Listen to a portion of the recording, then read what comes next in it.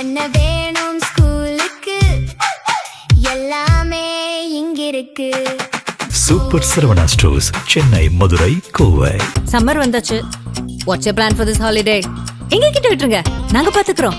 GT Holidays, South India's #1 travel brand. 10 வயது சிறுமியை அவங்க விளையாடிட்டு இருக்கும்போது தூக்கிட்டு போய் சாக்லேட் கொடுத்து மிக மோசமான வல்லுறவுக்கு உள்ளாக்கி முகத்தை சிதைச்சி உடலை சிதைச்சின்னு அந்த சிறுமி சொல்லனா துயரத்தை அனுபவித்து மறைந்து போயிருக்காங்க.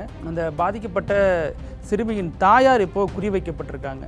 அவங்க நடத்தை சரியில்லாதவங்க, அவங்களுக்கு குடிபோதை பழக்கம் இருக்குது, அந்த பழக்கத்தினால தான் அந்த சிறுமியை விட்டுட்டாங்க அப்படிங்கிற மாதிரியான பல புகார்களும் பல குற்றச்சாட்டுகளும் அந்த தனி மனிதரை நோக்கியே போயிட்டுருக்கு. குற்றவாளிகளை தாண்டி, குற்றம் நடந்த விதத்தை தாண்டி அந்த தாயை நோக்கி திருப்புறது எதற்காக, யாரை காப்பாற்ற அப்படிங்கிற ஒரு கேள்வி எழுந்தது. ப்ரீஃபிங் கொடுக்கறதுக்காக மீடியாவுக்கு ப்ரெஸ் மீட் கொடுக்க வந்திருந்த ஐஜி பெண் அதிகாரி அவங்க கொடுத்த விஷயங்களும் பேசின விஷயங்களும் தாண்டி ப்ரெஸ் மீட்டுக்கு முன்னாடி அவங்க சிரித்த விஷயங்கள்ங்கிறது தான் பெரிய அளவில் அதிருப்தி ஆணுச்சு. ஏன் அவசரமாக போயிட்டு அந்த காவல்துறை அதிகாரிகளை காப்பாற்றுறதுக்கு சிலர் முயன்றாங்க.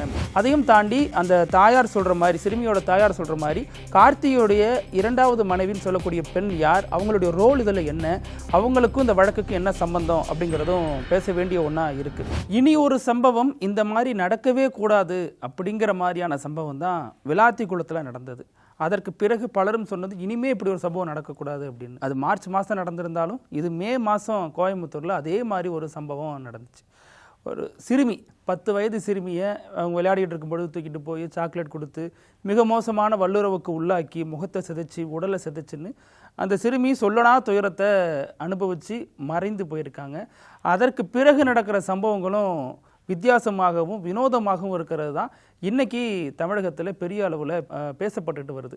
என்ன அப்படின்னா, இந்த கோயம்புத்தூர் விவகாரத்தை பொறுத்த வரைக்கும் அந்த பாதிக்கப்பட்ட சிறுமியின் தாயார் இப்போது குறிவைக்கப்பட்டிருக்காங்க. அவங்க நடத்தை சரியில்லாதவங்க, அவங்களுக்கு குடிபோதை பழக்கம் இருக்குது, அந்த பழக்கத்தினால தான் அந்த சிறுமியை விட்டுட்டாங்க அப்படிங்கிற மாதிரியான பல புகார்களும் பல குற்றச்சாட்டுகளும் அந்த தனி மனிதரை நோக்கியே போயிட்டுருக்கு. இந்த விவகாரத்தில் அந்த பாதிக்கப்பட்ட சிறுமி அவங்க அன்னைக்கு ஒரு பைக்கில் அழைச்சிட்டு போகப்பட்டதாக இருக்கலாம், அவங்க அதற்கப்புறம் நடந்த சம்பவங்களாக இருக்கலாம். இது எல்லாமே குற்றத்தை நோக்கி கண்டுபிடிக்கிறத தாண்டி, குற்றவாளிகளை தாண்டி, குற்றம் நடந்த விதத்தை தாண்டி அந்த தாயை நோக்கி திருப்புறது எதற்காக, யாரை காப்பாற்ற அப்படிங்கிற ஒரு கேள்வி எழுந்திருக்கு. இந்த வழக்கை பொறுத்த வரைக்கும் போலீஸார் தீவிரமாக செயல்பட்டாங்களா அப்படின்னா தீவிரமாக செயல்பட்டிருக்காங்க. புதிய ஆட்சி அமைந்திருக்கு, இந்த நேரத்தில் ஆட்சி கெட்ட பேர் வந்துடக்கூடாதுங்கிற நோக்கத்திலையும் 5 தனிப்படை போட்டு தீவிரமாகலாம் தேடிட்டு வந்திருக்காங்க. அன்னைக்கு மாலை, வியாழக்கிழமை மாலையே சிறுமி காணா போயிருக்காங்க அப்படிங்கிற தகவல் தெரிஞ்ச பிறகு தீவிரமாக தேடி அப்புறம் 100க்கு அழைச்சி தகவல் சொல்லி அதற்கப்புறம் போலீஸார் 5 தனிப்படைகள் போட்டு பல முனைகள்லையும் தீவிரமாக சோதித்து பார்த்துருக்காங்க. அதில் சிசிடிவி தான் இங்கேயும் பெரிய க்ளூவாக இருந்திருக்கு. சிசிடிவி அதில் ஒரு சிறுமியை ஒரு நபர் அழைச்சிட்டு போகிறது பதிவாயிருக்கு. நம்பர் பிளேட் இல்லாத ஒரு ஸ்ப்ளெண்டர் பைக்கில் அந்த நபர் சிறுமியை அழைச்சிட்டு போகிறாரு. திரும்பி வரும் பொழுது அவர் மட்டும் வராரு, சிறுமி காணும் அப்படிங்கிற ஒரு சந்தேகம்தான் இந்த வழக்கு, இந்த குற்றவாளியை கண்டுபிடிக்க காரணமாக இருந்திருக்கு. ஆனால் அந்த நபர் சிசிடிவியில் நடந்து கொண்ட விதமும் வித்தியாசமாக தான் இருக்குது. அவர் ஒரு இடத்துல வண்டியை நிப்பாட்டி சிறுமி பைக்கில் இருக்கும் பொழுது இன்னொரு பூ விற்கும் பெண்ணிட்ட போய் கொஞ்ச நேரம் பேசிட்டு வர்றாரு. அந்த பூ விற்கும் பெண் கொடுத்த க்ளூ தான் இந்த வழக்கை மொத்தமாக திருப்புறதுக்கு காரணமாக இருந்திருக்கு. அந்த பூ விற்கிற பெண் அவங்கள்ட்ட போலீஸார் போய் விசாரணை பண்ணியிருக்காங்க, யார் என்னங்கிறப்ப தான் அந்த சம்மந்தப்பட்ட நபர் பேர் கார்த்திக், அவர் நாகப்பட்டினத்தை சேர்ந்தவர், இங்கே கூலி தொழிலாளியாக இருக்கார், திருமணமாகி இப்போ சேர்ந்து வாழாமல் இருக்கார் அப்படிங்கிற மாதிரியான நிறைய விசாரணைகள் போயிருக்கு. அப்புறம் தான் தெரிஞ்சிருக்கு அந்த பூ விற்கிறவங்களோட தம்பி தான் மோகன் அப்படிங்கிறதும் அவங்களும் இவரோட சேர்ந்து தேடி இருக்காங்க. சில தனிப்பட்ட இதில் அவங்க ஸ்கூட்டி கலர்லாம் மாற்றி சொல்லியிருக்காங்க, அந்த வண்டியில் போனாங்க, இந்த வண்டியில் பாப்பா போச்சு, இந்த மாதிரி நிறைய தவறான தகவல்களை கொடுத்துருக்காங்க அப்படிங்கிறதும் போலீஸாருக்கு தெரிய வந்திருக்கு. இதன் நீட்சியாக தான் அந்த வழக்கெல்லாம் கண்டறியப்படுது. ஆனால் இதில் பல சம்பவங்கள் கொஞ்சம் வித்தியாசமாக இருந்துச்சு. இது தொடர்பாக ப்ரீஃபிங் கொடுக்கறதுக்காக மீடியாவுக்கு ப்ரெஸ் மீட் கொடுக்க வந்திருந்த ஐஜி பெண் அதிகாரி அவங்க கொடுத்த விஷயங்களும் பேசின விஷயங்களும் தாண்டி ப்ரெஸ் மீட்டுக்கு முன்னாடி அவங்க சிரித்த விஷயங்கள்ங்கிறது தான் பெரிய அளவில் அதிருப்தி ஆணுச்சு. தமிழ்நாடே இப்படி ஒரு சிறுமி இப்படி ஒரு மோசமான துயரத்தை சந்தித்து அவங்க மறைஞ்சிருக்காங்க, கொடூரமான முறையில் இப்படி ஒரு விஷயம் நடந்திருக்குன்னு வருத்தப்பட்டுக்கிட்டு வெம்பிக்கிட்டு இருந்த நேரத்தில் இவங்க எப்படி இவ்வளோ சிரிச்சிட்டு இருக்காங்க அப்படிங்கிற ஒரு கேள்வி வந்துச்சு. அப்போது அந்த வீடியோ ஃபேக்கு, அது ஏஐ அப்படிங்கிற விஷயமும் சொல்லப்பட்டுச்சு. அப்போது உடனடியாக பலரும் வந்து ஃபேக்ட் செக் பண்ணி, இல்லை அது உண்மையான வீடியோ தான், பல ஆங்கிளில் பாருங்கள் அது உண்மை தான் அப்படின்னாங்க. அப்போ காவல் அதிகாரிகள் சிரிக்கவே கூடாதா அப்படிங்கிற கேள்வியும் சிலர் வந்து எழுப்புனாங்க. அவங்க வந்து பல ஸ்ட்ரெஸ்ஸில் இருப்பாங்க, இது மாதிரி நாளுக்கு பல வழக்குகள் சந்திப்பாங்க அப்படின்னா அது தனிப்பட்ட விவகாரம். அதையும் தாண்டி இப்படி ப்ரீஃபிங் கொடுக்குறப்ப இந்த கேஸோட வலியை உணர்ந்து அவங்க கொடுத்துருக்கணும், அடுத்தவங்களோட வலியை உணராமல் பேசியிருக்க கூடாதுங்கிற மாதிரியான கண்டனங்களும் வந்துச்சு. ஏன் அவசரமாக போயிட்டு அந்த பெண் போலீஸ் அதிகாரியை, அந்த அதிகாரிகளை, காவல்துறை அதிகாரிகளை காப்பாற்றுறதுக்கு சிலர் வந்து முயன்றாங்க, சோஷியல் மீடியாவில் இருக்கக்கூடிய சில ஐடிஸ் ஏன் ட்ரை பண்ணாங்க அப்படிங்கிறது முதல் கேள்வி. ரெண்டாவது, பாதிக்கப்பட்ட சிறுமியினுடைய தாயார் கொடுத்த முக்கியமான ப்ரெஸ் மீட் நேத்தி அவங்க ஒன்று கொடுக்குறாங்க. அதில் தெளிவாக சொல்கிறாங்க, என்னுடைய அனுமதியே கேட்காம, என்கிட்ட எதுவுமே சொல்லாமல் என்னுடைய மகளை எரிச்சிருக்காங்க. அதாவது மகள் இறந்த பிறகு போஸ்ட்மார்ட்டம் ரிப்போர்ட்லாம் வந்த பிறகு பாலியல் வல்லுறவுக்கு தான் ஆளாக்கியிருக்காங்க அப்படிங்கிற விஷயங்கள்லாம் தெரிஞ்ச பிறகு வீட்டுக்கு எடுத்துகிட்டு போய் அடக்கம் பண்ணணும், ஃப்யூச்சரில் அதுதான் ஹெல்ப் ஆகும், ஏதாவது ஒரு மெடிக்கல் எக்ஸாமினேஷன் வரும்பொழுது நாளை பெண் ஏதாவது தேவைப்பட்டால் பெண் உடல் வந்து அடக்கமாக இருந்தால் தான் நாளைக்கு பயன்படுத்திக்க முடியும். ஆனால் எரிச்சதனோட பின்னணி என்ன அப்படிங்கிற கேள்வியை, மிக முக்கியமான ஒரு கேள்வியை அவங்க முன் வச்சாங்க. இப்படி அவங்க அந்த கேள்விகளை வைக்கிறதுக்கு முன்னாடியே அதே பகுதியில் வசிக்கிறவங்க அப்படிங்கிற பேர்லையும் அவங்களுக்கு எதிராகவும் பலரும் சோஷியல் மீடியாவில் வீடியோ போட்டாங்க. வீடியோ போட்டதில் பெரும்பாலும் பெண்கள் இருந்தாங்க. அந்த பெண்கள் எல்லாமே சோஷியல் மீடியாவில் ஆக்டிவாக இருக்கக்கூடியவங்க, இன்ஸ்டாகிராமில் ரீல்ஸ் போடக்கூடியவங்களா இருக்கிறாங்க. அவங்க சொல்கிற வாதம் என்னென்னா, அந்த பெண் வந்து ஒரு தவறான நடத்தையில் இருக்கிற பெண், அவங்க வந்து குடிபோதை பழக்கத்தில் இருந்தவங்க, சிறுமி காணா போனப்போ கூட இவங்க வந்து மது பழக்கத்துக்கு தான் அடிமையாகி மயங்கி கிடந்தாங்க, சிறுமி காணா போனதே இவங்களுக்கு தெரியாது, இவங்கெல்லாம் ஒரு அம்மாவா, இவங்கெல்லாம் அதை பற்றி பேசலாமா அப்படிங்கிறாங்க. அது அவங்க தனிப்பட்ட வாழ்க்கை, அது சரியா தவறாங்கிறது அடுத்த கட்ட விவாதம். இந்த விஷயத்தை பொறுத்த வரைக்கும் இந்த சிறுமியோட உடலை ஏன் இவ்வளோ அவசரமாக எரிச்சாங்க அப்படிங்கிறத மிக முக்கியமான ஒரு கேள்வியை எழுப்புது. சிறுமியோட உடலை எரிக்க வேண்டிய அவசியம் என்ன? ஏன்னா இதில் இன்னொரு கேள்வி இருக்குது. எஸ்பி வேலுமணி போன்றோர் உண்மை குற்றவாளி தானா இவங்க அப்படிங்கிற ஒரு கேள்வியும் எழுப்பியிருந்தாங்க. ஏன்னா அந்த குற்றவாளி கைது செய்யப்பட்டு போகும்பொழுதும் நான் எதுவும் தப்பு பண்ணல அப்படிங்கிற மாதிரி விஷயத்த சொல்லியிருந்தார். ஆனாலும் போலீஸார் கொடுக்குற ஸ்டேட்மெண்ட்டில் அவர் எப்படிலாம் அந்த குழந்தைகிட்ட நடந்துக்கிட்டார், என்ன பண்ணார் அப்படிங்கிறத கொடுத்துருக்காங்க. சிசிடிவி ரெக்கார்டும் இருக்குது. ஸோ இதையெல்லாமே இணைத்து வச்சு பார்த்தாலும் பாதிக்கப்பட்ட சிறுமியோட தாயார் இன்னொரு விஷயத்தையும் சொல்கிறாங்க. இந்த வழக்கில் சம்மந்தப்பட்ட கார்த்திக், அவருக்கு 2வது மனைவி ஒருத்தங்க இருக்காங்க, அவங்களும் இதில் சம்மந்தப்பட்டிருக்காங்க, நான் போலீஸார்கிட்ட சொல்லியிருக்கேன், அவங்க இன்னும் நடவடிக்கை எடுக்கலை அப்படிங்கிற மாதிரி அவங்க இன்னொரு விஷயத்த சொல்கிறாங்க. அப்படின்னா அந்த பாதிக்கப்பட்ட சிறுமியை இவ்வளோ மோசமான நிலைக்கு ஆளாக்கி அந்த நபருடைய 2வது மனைவிங்கிறவங்க யார், இவங்க யாரை சொல்கிறாங்க, அவங்களுக்கும் இந்த வழக்குக்கு என்ன சம்பந்தம் அப்படிங்கிறது 2வது கேள்வியாக இருக்குது. இந்த பெண்ணுக்கு எதிராக ஏன் இத்தனை பேர் களமாடுறாங்க, இவங்க மீது ஏன் அவதூறை பரப்புகிறாங்க, அவங்களுடைய தனிப்பட்ட வாழ்க்கை குறித்து இந்த நேரத்தில், அதுவும் குறிப்பாக அவங்க எவ்வளோ மோசமானாலும் இருக்கட்டுமே, அது வந்து இவங்க சொல்கிறபடியெல்லாம் இருக்கட்டுமே, ஆனாலும் ஒரு குழந்தையை இழந்த துயரத்தில் இருக்கிறவங்கள மேலும் வந்து அவமானப்படுத்துறது, அவங்க மீது அவதூறுகளை பரப்புறதுங்கிறது எந்த வகையில் சரி அப்படிங்கிறதும் ஒரு கேள்வியாக இருக்குது.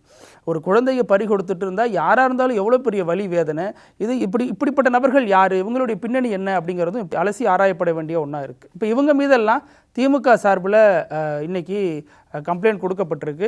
எந்த ஆதாரமுமே இல்லாமல் ஒரு சென்சிட்டிவான விஷயத்தில் இப்படி ஒரு கருத்துக்களை சொல்கிறாங்க அப்படிங்கிற பேரில் இவங்க மீது இன்னைக்கு கம்ப்ளைண்ட் செய்யப்பட்டிருக்கு, புகார் கொடுக்கப்பட்டிருக்கு. அப்போது இந்த சிறுமியோட மரணத்தை சுற்றி பல விஷயங்கள், அதில் முக்கியமாக ஒரு டேமேஜ் ஆனது விஜயோடைய இமேஜ். அப்போ வந்து நிறைய பெண்கள் என்ன சொன்னாங்கன்னா, உங்களை வந்து ஒரு ஆக்ஷன் ஹீரோன்னு நினச்சி தானே நாங்கள் வந்து சொல்லியிருந்தோம், நீங்கள் வந்தால் எல்லாத்தையும் காப்பாற்றுவீங்க நம்பினமே, ஆனால் நீங்கள் ஏன் வந்து விசாரிக்க கூட மாட்டேங்கிறீங்க, எங்கள்கிட்ட ஏன் பேசக்கூட மாட்டேங்கிறீங்க அப்படிங்கிற ஒரு பெரிய போராட்டத்தில் அவங்க வந்து ஒரு பெண் வெடித்து இப்படி பேசும்பொழுது, இதுக்கு அப்புறம் தான் முதல்வர் விஜய் தரப்பில் அறிக்கை வெளியிடப்படுகிறது. அதற்கப்புறம் தான் பல விஷயங்கள் நடக்குது. ஸோ இதற்கு பிறகு பார்த்தோம்னா அந்த பெண் குறித்த தகவல்கள், தனிப்பட்ட தகவல்கள்லாம் வெளியாகுது. அப்போது இது வந்து திட்டமிட்டே பண்ணுறாங்களா, ஏன் இந்த வழக்கை தாண்டி இவ்வளோ ஃபோக்கஸ் கொடுத்து அந்த பெண் மீது இவ்வளோ அவதூறு பரப்புகிறாங்க அப்படிங்கிறது ஒன்று. இன்னொன்று, டிஜிபி முதற்கொண்டு வந்து பார்த்துட்டு போகிறாங்க இந்த வழக்கில் அப்படின்னா, அடுத்த நாளே நடக்கக்கூடிய விழுப்புரம் உள்ளிட்ட பல சம்பவங்கள், விழுப்புரத்தில் ஒரு சிறுமி பாலியல் வல்லுறவுக்கு ஆளாக்கப்படுகிறார். அதே மாதிரி இன்னும் கோயம்புத்தூரில் ஒரு பெண் வந்து காதலிக்க மறுக்கிறாங்கன்னு வீட்டில் பெட்ரோல் பாம்பு வீசுகிறாங்க. இப்படி பல விஷயங்கள் தமிழ்நாடு முழுக்க நடக்குது. இதை எதிர்க்கட்சி தலைவர் உள்ளிட்ட பலரும் வந்து கண்டிச்சிருக்காங்க. முன்னாள் முதல்வர் எடப்பாடி பழனிசாமியும் ஒரு விரிவான அறிக்கையை வெளியிட்டிருக்காரு. அப்போ இந்த சிறுமி வழக்கில், கோவை சிறுமி வழக்கில் என்னதான் நடக்குது அப்படிங்கிறது பூடகமாக இருக்குது. ஏன் அவ்வளோ அவசரப்பட்டு உடலை தகனம் பண்ணாங்க அப்படிங்கிறது ஒரு பெரிய கேள்விக்குறியாக இருக்குது. இப்போ இதுக்கு இன்னொரு உதாரணமும் சொல்கிறாங்க. இப்போ இங்கே வந்து சொன்னதுக்கு நீங்கள் சொல்கிறீங்களே, விளாத்திக்குளம் வேடநத்தத்தில் இன்றைக்கி இந்த சம்மந்தப்பட்ட சிறுமியை சீரழித்த நபருக்கு இன்றைக்கி இரட்டை தூக்கு தண்டனை கொடுக்கப்பட்டிருக்கு. தர்ம முனீஸ்வரன், அதாவது பேர் பார்த்தீங்கன்னா மாவீரன் என்கிற தர்ம முனீஸ்வரன், எப்படி ஒரு பேர் வச்சுருக்காங்க. அவருக்கு வந்து இரட்டை தூக்கு தண்டனை கொடுக்கப்பட்டிருக்கு. இன்றைக்கி அந்த விஷயத்தை பொறுத்த வரைக்கும் அந்த சிறுமி கூட இப்படி தானே உடல் தகனம் செய்யப்பட்டுச்சு, அவங்களும் இதே மாதிரி தானே பாலியல் வல்லுறவுக்கு ஆளாக்கப்பட்டாங்க. ஏன் நீங்கள் வந்து இதை வந்து அதோட கம்பேர் பண்ணக்கூடாது? அதுவும் அப்படி தானே நடந்திருக்கு. அப்போ அது வந்து திமுக ஆட்சியில் நடந்தால் சரியாங்கிற கேள்விகள் இன்னைக்கு பலரால் எழுப்பப்படுது. அப்படி பார்த்தோம் அப்படின்னா அந்த வேடநத்தம் சிறுமியை பொறுத்த வரைக்கும் 12ஆம் வகுப்பு படித்த மாணவி, அவங்கள பொறுத்த வரைக்கும் அவங்க இந்த மாதிரியான விஷயத்துக்கு ஆளாக்கப்பட்டு அவங்க உயிரிழந்த பிறகு 10 நாள் வந்து மருத்துவமனையில் தான் அவங்க உடல் இருந்துச்சு. சரியாக சொல்லணும்னா 11 நாள் இருந்துச்சு. அவங்க வந்து உடற்கூறாய்வுலாம் பண்ணாங்க. தேவைப்பட்ட விஷயங்கள்லாம் மருத்துவ ரீதியாக என்னென்ன தேவையோ எல்லாத்தையும் எடுத்து வைத்த பிறகு 11 நாள் அவங்க போராட்டம் பண்ணாங்க. அந்த போராட்டத்திற்கெல்லாம் பிறகு மருத்துவமனையில் இருந்து அதற்கப்புறம் தான் உடல் வாங்கி தகனம் செய்யப்பட்டது, அவங்களுக்கு தேவையான அனைத்தும் எடுத்து. ஆனால் இங்கே வேற மாதிரி இருக்குது. வியாழக்கிழமை மாலை சிறுமி மாயமாகறாங்க, நேற்று உடல் தகனம் செய்யப்படுதுங்கிறப்ப 2-3 நாட்களுக்குள்ளே ஏன் இவ்வளோ அவசரமாக ஹரிபரியாக பண்ணணும்? அதுவும் தாயாரோட ஒப்புதல் இல்லாமல் இவருடைய தந்தையை வந்து ஏன் இவ்வளோ அவசரத்துக்கு உட்படுத்தி பண்ணணும் அப்படின்னா, அதில் இன்னொரு விஷயமும் சொல்லப்படுது. போலீஸாருடைய ஃபார்முலாவே இதுதான். உத்தரப்பிரதேசத்திலிருந்து பல இடங்களில் பார்க்கலாம். ஒரு பெண் வந்து இந்த மாதிரியான ஒரு சென்சிட்டிவான கேஸில் ஏதாச்சும் ஒரு விஷயம் மாட்டியிருக்காங்க அப்படின்னா அந்த கேஸை க்ளோஸ் பண்ண தான் பார்ப்பாங்க. அந்த பாடி பொதுவெளியில் இருக்கிற வரைக்கும் பல பிரச்சனைகள் ஏற்படுத்தும். அது தொடர்பான போராட்டம், மக்களுடைய உணர்வெழுச்சி அப்படிங்கிறது அளவுக்கு அதிகமாக இருக்கும். அது போலீஸாருக்கு பெரிய சிக்கலை ஏற்படுத்தும். அதனால் ஏதாவது ஒரு வகையில் போலீஸார் இதை நோக்கி வந்து அந்த கேஸை சார்ட் அவுட் பண்ணுறதை பார்ப்பாங்க, உடலை வந்து தகனம் மூட்டை தான் பார்ப்பாங்க அப்படிங்கிற விஷயங்களும் பேசப்படுது. இப்போ இந்த விளாத்திக்குளம் வழக்கை பொறுத்த வரைக்கும் கிட்டத்தட்ட 76 நாள்லேயே, சம்பவம் நடந்த 76 நாள்லேயே தீர்ப்பு கொடுக்கப்பட்டிருக்கு. இரட்டை தூக்கு தண்டனை விதிக்கப்பட்டிருக்கிறது. மக்கள் மத்தியில் பெரிய வரவேற்பை பெற்றிருக்கு. தூத்துக்குடி போக்சோ நீதிமன்றம், அது நீதிபதி பிரீதா மிகவும் பாராட்டுக்குரியவங்களாக இன்னைக்கு பொதுவெளியில் பேசப்படுறாங்க, பார்க்கப்படுறாங்க. இப்படி ஒரு விரைவான தீர்ப்பு தான், ஒரு கிளியர் கட்டாக தெரிகிற விஷயங்களில் இப்படி ஒரு தீர்ப்பு வர்றது மக்கள் மத்தியில் கொண்டாடத்துக்குரிய ஒன்றா தான் மாறுது. இப்போ கோவை சூலூர் வழக்கை பொறுத்த வரைக்கும் சில சந்தேகங்கள் இன்னும் நீண்டுகிட்டே போகுது. சில மர்மங்களும் அதில் இருக்குதோ அப்படிங்கிற சந்தேகமும் நமக்கு வருது. அதில் முதல் விஷயம், ஒரு போலீஸார் இது ஏன் வந்து அசட்டத்தனமாக டீல் பண்ணாங்க, ஏன் வந்து அவங்க சிரித்தபடி ஒரு சென்சிட்டிவான வழக்கை எடுத்தாங்கங்கிற விமர்சனம் வர்றதுக்குள்ளேயே அது ஏஐ வீடியோ, அது ஃபேக் வீடியோங்கிற இன்னொரு மாற்று விஷயங்கள் எங்கேருந்து பேசப்படுது, அதை உருவாக்குனவங்க யார், அதனுடைய பின்னணி என்ன அப்படிங்கிறது ஒரு கேள்வி. தன் தாயாரோட ஒப்புதல் இல்லாமலேயே அவ்வளோ அவசரமாக அந்த சிறுமியின் உடலை எரியூட்டுறதுக்கான காரணம் என்ன, அதனுடைய பின்னணி என்ன அப்படிங்கிறது குறித்தும் விரிவாக போலீஸார் விளக்கணும். அதையும் தாண்டி அந்த தாயார் சொல்கிற மாதிரி, சிறுமியோட தாயார் சொல்கிற மாதிரி கார்த்தியோடைய 2வது மனைவின்னு சொல்லக்கூடிய பெண் யார், அவங்களுடைய ரோல் இதில் என்ன, அவங்களுக்கும் இந்த வழக்குக்கு என்ன சம்பந்தம் அப்படிங்கிறதும் பேச வேண்டிய ஒன்றா இருக்குது. அதையும் தாண்டி இந்த விஷயத்தில் இன்ஃப்ளூயன்சர் அப்படின்னு சொல்லக்கூடிய சில பெண்கள், அவங்க வந்து இந்த விஷயத்தில் பேசுனதோட பின்னணி என்ன, வெறுமனே வியூஸ் பெறுறதுக்காக மட்டும்தானா, அல்லது அவங்க வந்து சில விஷயங்கள் தெரிந்த வகையில் உண்மைங்கிற அடிப்படையில் சொல்கிறாங்களா, தெரிந்தாலும் அதற்கு என்ன ஆதாரங்கள் இருக்குது, பொதுவெளியில் இவ்வளோ சென்சிட்டிவான விஷயத்தில் இப்படி ஒரு கருத்தை இவ்வளோ அவசரகதியில் சொல்ல வேண்டிய தேவை என்ன, அவங்க சொல்கிற எல்லாருமே இவங்கள வந்து மோசமானவங்க, தவறானவங்க, நடத்தை தவறியவங்கன்னு சொல்லிட்டு போலீஸார் மிக சரியானவங்க, இந்த ஆட்சி சரியாக நடக்குதுன்னு சொல்கிறப்ப தான் அந்த இடத்துல சந்தேகம் வரக்கூடிய இருக்குது அப்படிங்கிறது சமூக வலைத்தளங்கள் இன்னைக்கு பலராலும் முன்வைக்கப்படுது. இது ஒரு தவறான முன்னுதாரணமாக மாறிடாதா? பல காலங்கள்லையும் இப்போ பொள்ளாச்சி வழக்கில் கூட பாதிக்கப்பட்டோர் பெயரை வந்து போலீஸ் அதிகாரி ஒருத்தர் சொன்னது மிகப்பெரிய அளவில் சர்ச்சையை ஏற்படுத்துனுச்சு. இப்படி சொன்னால் எப்படி நாளைக்கு பாதிக்கப்பட்டவங்க ஸ்டேஷனில் வந்து கம்ப்ளைண்ட் கொடுப்பாங்க? இப்படி ஒரு நபர் வந்து போலீஸ்கிட்ட வந்து என் மகள் காணும் அப்படின்னு சொல்ல வந்தாலே நீங்கள் யார், உங்கள் பின்னணி என்ன, இதெல்லாம் வந்து பொதுவெளியில் பேசுகிற நபரால் இப்படி இனிமேலும் வந்து வரக்கூடிய நபர்களுக்கு என்ன பாதுகாப்பு இருக்குது, அவங்களுக்கு ஒரு சமூக பாதுகாப்பு வேணாமா, இந்த மாதிரி புகார் கொடுக்குறவங்கள அரசு என்ன செய்ய போகிறது அப்படிங்கிற கேள்விகளும் எழுந்திருக்கு. இந்த மாதிரி இந்த வழக்கில் பல சந்தேகங்கள் பலராலும் முன்வைக்கப்பட்டுட்டே வருது. போலீசார் உரிய விளக்கம் கொடுப்பாங்களா அப்படிங்கிறத பொறுத்திருந்து பார்க்கலாம். நன்றி. நக்கீரன் டிவிக்கு சப்ஸ்கிரைப் செய்யுங்கள். உங்கள் ஆதரவே எங்கள் பலம். ஆசிரியர்களுக்கு நண்பனாகவும் மாணவர்களுக்கு ஆசானாகவும் திகழும் தேர்வு வழிகாட்டி. ஒவ்வொரு பாடத்திற்கும் அனுபவமிக்க ஆசிரியர்களின் துல்லியமான தெளிவான விடைகள். CNC இருக்கு, தேர்வு பயம் எதற்கு? இது தீரன் பப்ளிஷிங் ஹவுஸ் விற்பனை வெளியீடு.